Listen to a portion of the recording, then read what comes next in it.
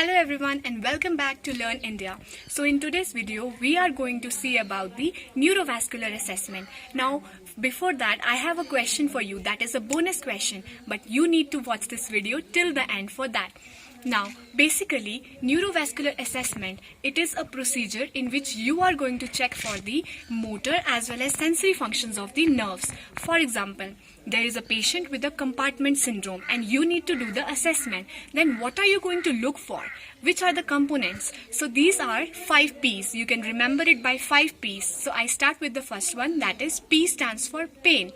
Now ask your patient how much pain is he feeling. Then record that pain according to the pain scales. Various pain scales are there. You can rate the pain. After that comes the pulse. Now if the patient is having cast in his upper extremity, then check for the brachial pulse, radial pulse or ulnar pulse.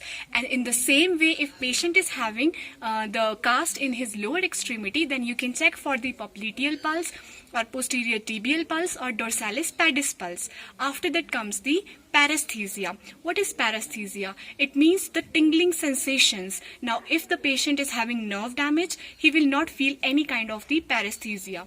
Then after that ask the patient for pallor. What is pallor? Pallor means there is inadequate blood supply to that area. So you need to check the capillary refill for that. If capillary refill is delayed, that means pallor will be present. And after that comes the paralysis. Now ask your patient to move the fingers. Now if he has cast in upper extremities, then you can ask to move his fingers. If he is not able to do so, then you can say that the nerve has been damaged.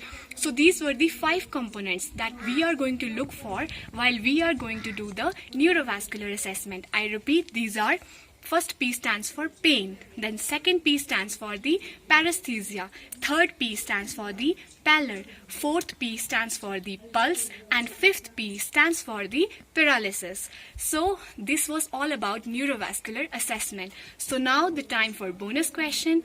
So the question is, which of the following anti-tubercular drug has a side effect of damaging the 8th cranial nerve?